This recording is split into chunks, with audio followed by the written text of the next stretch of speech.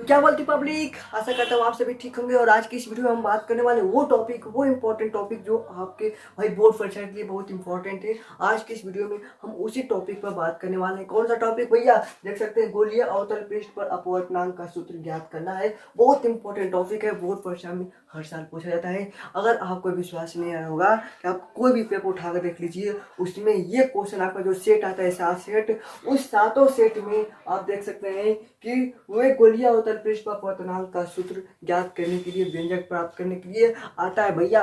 और आपको, अगर आपको नहीं आया तो फिर गए 8 नंबर। ठीक है, तो यहाँ पर आपके लिए बहुत इंपॉर्टेंट टॉपिक है। कौन सा? गोलीय अवतल पृष्ठ पर अपवर्तनांक का सूत्र।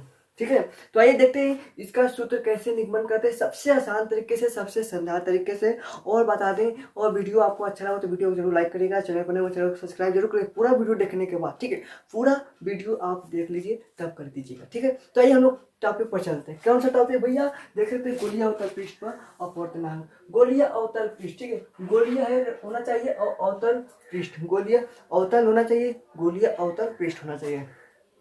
तब गोलीय अवतल पृष्ठ कैसा होता है? ठीक है, यहाँ पर देखिए गोलीय अवतल पृष्ठ आपका कैसा होता है। आप अगर चित्र बनाने सीख गए, अगर आप चित्र अच्छे से समझ गए तो आप सूत्र निकाल सकते हैं, व्यंजक प्राप्त कर सकते हैं। वो सूत्र कौन सा आप अच्छे तरीके से निकाल सकते हैं, उस सूत्र का निगमन कर सकते हैं। लेकिन आप अगर चित्र ही नहीं समझे तो आप नहीं निकाल पाएंगे। चित्र देखिए, आपको इसको रटना नहीं, इसको अगर रटेंगे तो भूल जाएंगे भाई। एक दिन याद रखेंगे, 2 दिन याद रखेंगे, अगला दिन तो भूलना ही पक्का है। आप यहाँ से गए नीचे जाकर भूल गए, लेकिन ध्यान दीजिए, आप अपने सूत्र, अपने चित्र के माध्यम से आप भूल नहीं पाएंगे। ठीक है, तो देखिए यहाँ पर चित्र को समझिए। आप यहाँ पर हम क्या ले लेते हैं, यहाँ पर हम ले लेते हैं एक गोलीय अवतल पृष्ठ। ठीक है, कांच का एक गोलीय अवतल पृष्ठ। ये क्या भैया? कांच है। ठीक है, इसको कांच बनाते हैं, यहाँ पर लिख देते हैं हम कांच। ठीक है, ये कांच लिख देते हैं। और यह क्या भैया? ये कांच है तो सघन माध्यम है, ये कांच है तो क्या है? सघन माध्यम है। ठीक है, कांच है तो क्या है? सघन माध्यम है। और ये वायु या निर्वात है तो क्या लिख दें यहाँ पर? विरल, विरल माध्यम। ठीक है, सही है, विरल माध्यम। मतलब विरल माध्यम के N1 कर देते हैं, इसको N2 कर देते हैं। ठीक है, अपवर्तनांक ज्ञात कर रहे हैं तो N1 N2 हो गया। ठीक है, अब ये आपका गोलीय अवतल पृष्ठ है। ठीक है, गोलीय अवतल पृष्ठ है तो भाई गोलीय अवतल पृष्ठ है तो इसका ध्रुव मान लेते हैं यहाँ पर, ये क्या है? P। ठीक है, ध्रुव P मान लेते हैं यहाँ पर।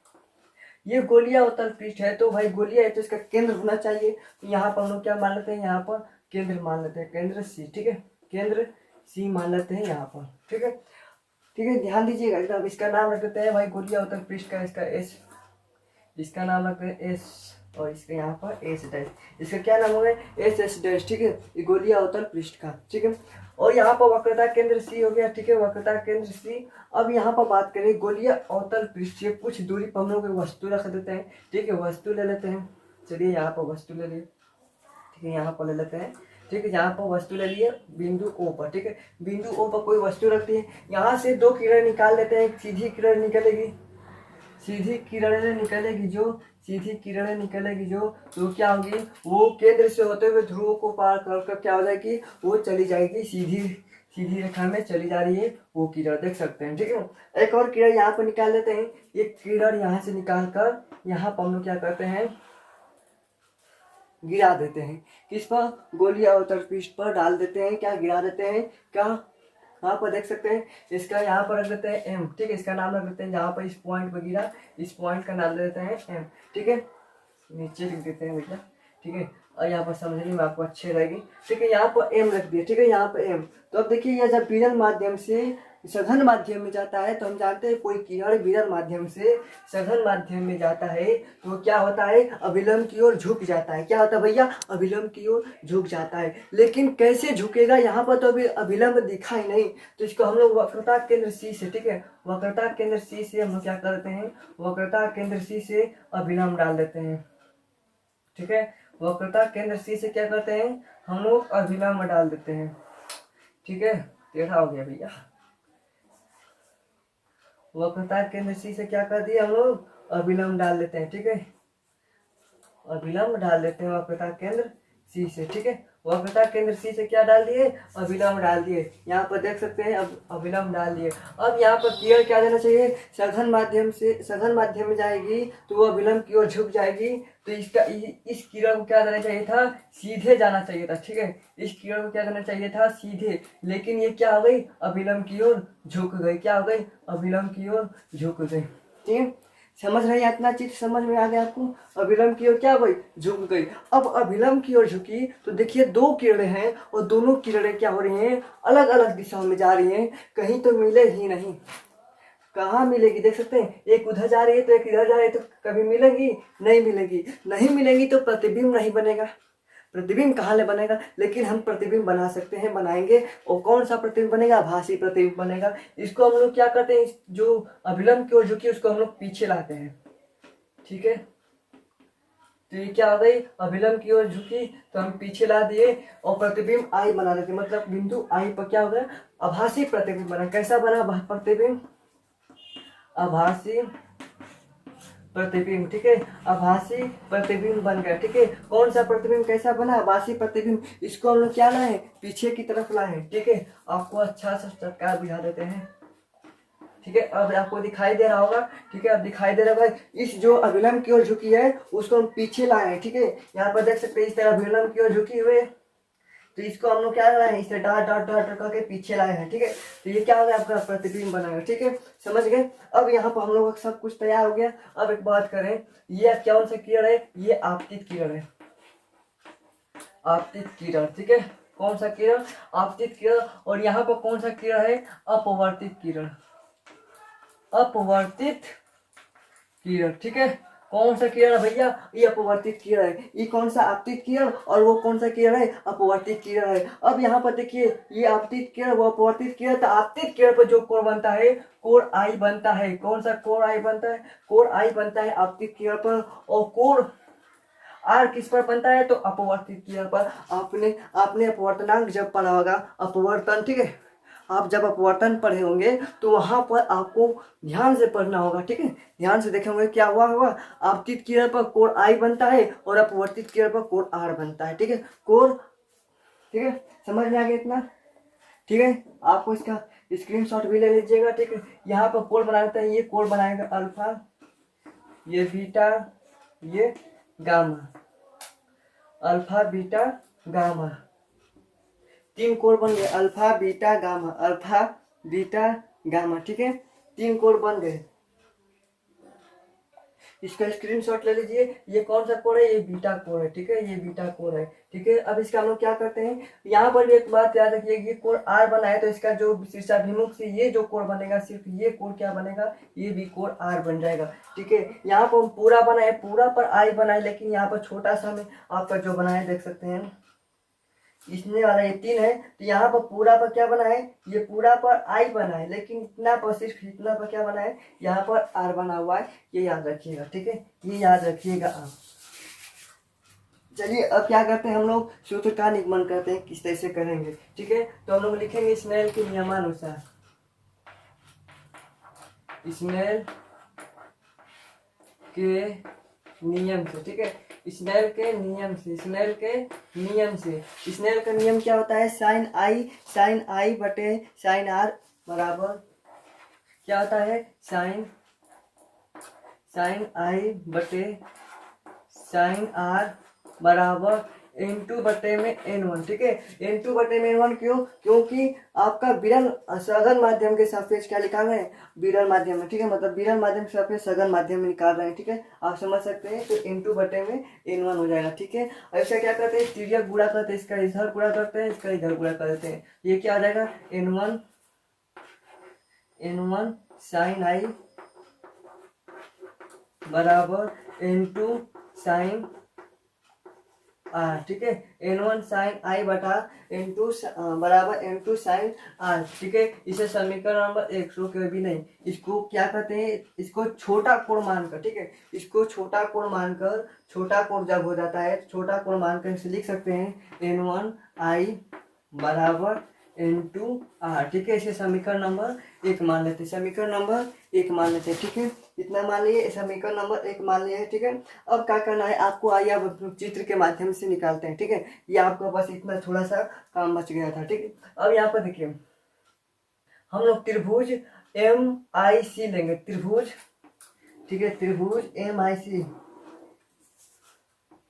देख सकते हैं, MIC ये त्रिभुज ले रहे हैं, MIC, ठीक है, MIC। तो ये कोण क्या सा है, अल्फा कोण है। यहाँ पर कोण R है, ठीक है। कोण कौन सा है, R कोण है, ठीक है। और ये कौन सा कोण है, ये कोण आपका बीटा है, ठीक है। तो हम लोग लिख सकते हैं, इसको लिख सकते हैं, देखिए इसको हम लोग लिख सकते हैं R प्लस बीटा बराबर अल्फा। इसको लिख सकते हैं R प्लस बीटा बराबर अल्फा, ठीक है। इस वाले कोण को तो इसको लिख सकते हैं हम लोग, क्या लिख सकते हैं, R बराबर अल्फा माइनस बीटा लिख सकते हैं, R बराबर अल्फा माइनस बीटा लिख सकते हैं। इसे समीकरण नंबर 2 मान लीजिए, इसे समीकरण नंबर 2 मान लीजिए, ठीक है। इसको समीकरण नंबर 2 मान लेते हैं। अब आइए अगले चित्र पर, अगले चित्र को हम देखते हैं, अगला चित्र क्या बनेगा, ठीक है। अगला चित्र ये वाला लेंगे, ये, ठीक है, MOC मतलब कि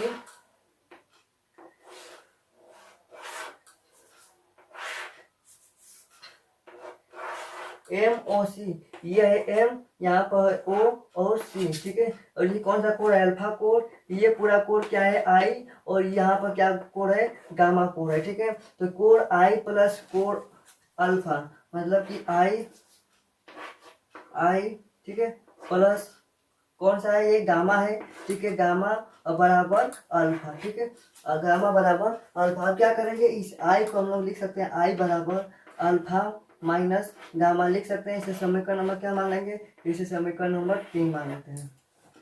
I बराबर अल्फा माइनस गामा, I बराबर अल्फा माइनस गामा, ठीक है। I बराबर अल्फा माइनस गामा हम लोग इसको मान लेते हैं। कौन, इसको देख सकते हैं, इसको इस कोण से निकालें, ये जो OMC वाला जो बनेगा त्रिभुज के माध्यम से हम लोग निकाल सकते हैं, ठीक है। कौन सा कोण याद रखिएगा, कौन सा कोण है,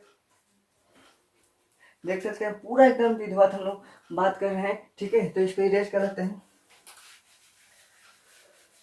चलिए ये समीकरण नंबर 3 बना है, समीकरण नंबर 3 आपको अच्छा नहीं दिखाई दे रहा है।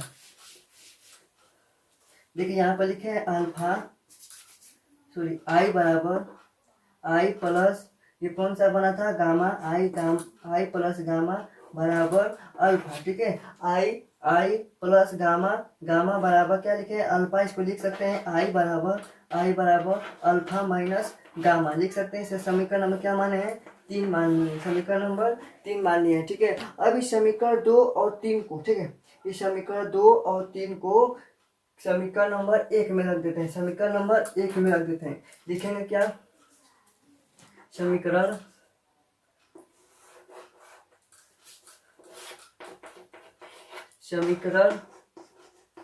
ठीक है 1, सॉरी, समीकरण 2 और 3 को, समीकरण 2 और 3 को, ठीक है, समीकरण नंबर 1 में रख देते हैं। समीकरण नंबर जब 1 में रखेंगे तो ये क्या बनेगा, N1 क्वेश्चन में I का क्या है, I का अल्फा माइनस गामा है, तो यहाँ पर क्या आएगा, alpha minus gamma, alpha minus gamma, ये अल्फा माइनस गामा, ये क्या है, गामा है, ठीक है। याद रखिएगा गामा, अल्फा माइनस गामा हो जाएगा। अब यहाँ पर बराबर N2, ठीक है, N2 R बराबर क्या निकाले हैं, अल्फा माइनस बीटा निकाले हैं। तो ये क्या आ जाएगा, अल्फा, इस क्या है, ये है बीटा, अल्फा माइनस बीटा, ठीक है, अल्फा माइनस बीटा। अब क्या करते हैं, सबसे पहले इसका स्क्रीनशॉट ले लीजिए, ठीक है।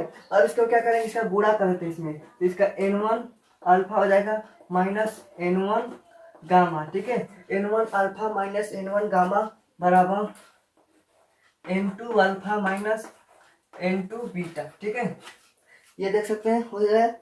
अब क्या करना है आपको, तो इसको पहले स्क्रीनशॉट लेना पड़ेगा आपको, इसको इरेज कर देते हैं, ठीक है। इसको इरेज करना पड़ेगा तो स्क्रीनशॉट ले लीजिए। चलिए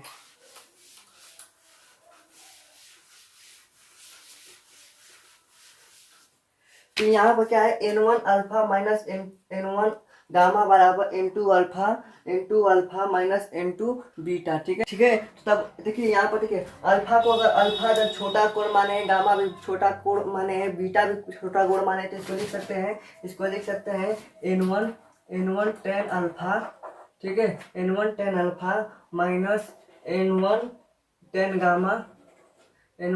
गामा, ठीक है, n1 टेन गामा क्या लिख सकते हैं, बराबर into tan alpha minus into tan beta, ठीक है, इंटू टेन बीटा। ठीक है। तो यहाँ पर देख सकते हैं टेन अल्फा बराबर क्या होता है, इसको हम लोग टेन अल्फा बराबर क्या होता है, लंब बटा आधार। ठीक है। तो आधार क्या है, सी है। लेकिन अब इसका जब द्वारा छोटा होगा तो ये क्या बचेगा, ये एन कहाँ पर चला जाएगा, पी तक चला जाएगा, एन क्या चला जाएगा, पी तक। तो इसको हम लोग सी पी लिख सकते हैं। ठीक है।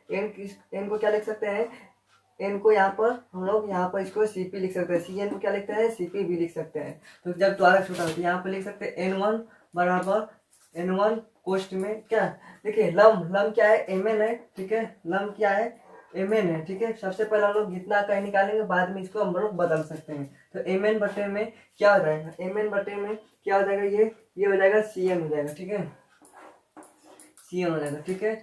माइनस n1 टेन गामा बराबर क्या है, टेन गामा। ठीक है। तो ये क्या है, ये आपका लंब है mn, और क्या है, आधार क्या है, ON है। ठीक है, आधार क्या है, ON है। ठीक है।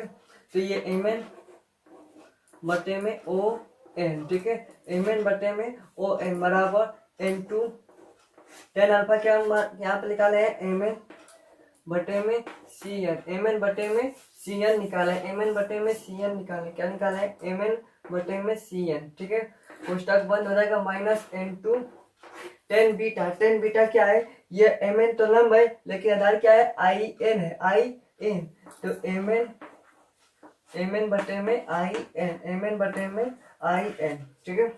अब यहाँ पर mn कट जाएगा सब, mn जब यहाँ इधर से भी कॉमन लेंगे, तो mn कट जाएगा, तो क्या बचेगा, n1 बटे में cn माइनस n1 बटे में on बराबर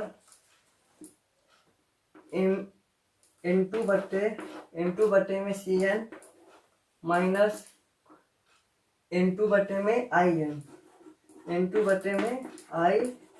ठीक है, n2 बटे में in। अब क्या कहें कि जब इसको जब द्वारा छोटा होगा तो क्या होगा, ये जो n है, ये n क्या चला जाएगा, p के साथ चला जाएगा, तो हम लोग cp लिख सकते हैं। ठीक है। तो इसको हम लोग n1 बटे में cp लिख सकते हैं, बड़ा माइनस, ठीक है, माइनस n1 बटे में इसको OP लिख सकते हैं। ठीक है, बराबर n2 बटे में इसको CP लिख सकते हैं। ठीक है, और माइनस n2 बटे में IP इसको लिख सकते हैं। ठीक है, ये आप देख सकते हैं। अब देखिए यहाँ पर जो ये यहाँ से यहाँ तक जो कोण बनेगा, ठीक है, यहाँ से जो दूरी है त्रिज्या का, ठीक है, केंद्रीय, ठीक है, R है, माइनस R हो जाएगा। ठीक है, माइनस R है। ठीक है, यहाँ से यहाँ तक की जो दूरी है माइनस R है, ठीक है। यहाँ से इधर क्या होता है, माइनस लिया जाता है, और इधर क्या लिया जाता है, प्लस लिया जाता है। तो यहाँ इधर क्या है, माइनस लिए। ठीक है, यहाँ से I और P की दूरी प्रतिबिंब है, तो यहाँ पर हम लोग V मान लेते हैं। ठीक है, प्रतिबिंब V से दर्शाया जाता है, और P से O तक की दूरी क्या है, U है। ठीक है, तो माइनस U माइनस V है, माइनस U है। ठीक है, तो यहाँ पर रख देते हैं n1 बटे में CP क्या है, CP, C से P तक, तो माइनस R है, तो यहाँ पर माइनस R रख देंगे। ठीक है, माइनस n1 OP है। ठीक है, OP क्या है, O से P तक के माइनस U, तो यहाँ पर n1 बटे में माइनस U बराबर n2 बटे में CP क्या है, अभी माने माइनस R माइनस, ठीक है, और यहाँ पर IP क्या है, I से P प्रतिबिंब है, तो V माने, तो माइनस V, तो n2 बटा में माइनस V। ठीक है। अब देखिए यहाँ पर माइनस है, तो इसको क्या कर देगा, इसको हटा के इसको प्लस हो जाएगा, यहाँ पर भी माइनस है तो इसको प्लस कर देगा। ठीक है, तो देखिए यहाँ पर अब हो गया, तो इस n1 बटे में U, n2 बटे में V, तो यहाँ पर n1 बटे में U, और यहाँ पर प्लस में है n2 बटे में V, तो इधर ला जाते हैं, तो इसको बन जाएगा n2 बटे में V बराबर n2 बटे में माइनस आर, ये इधर माइनस इधर जाएगा तो प्लस हो जाएगा, प्लस N1 बटे में आर। ठीक है, और यहाँ पर इसको एलसीएम ले लेते हैं, इसको एलसीएम लेकर करा देंगे। ठीक है, तो ये बन जाएगा आपका N1, तो यहाँ पर क्या बन जाएगा N1 बटे में U माइनस N2 बटे में V बराबर, कॉमन ले लेंगे, एलसीएम ले लेते हैं, तो N2 माइनस N2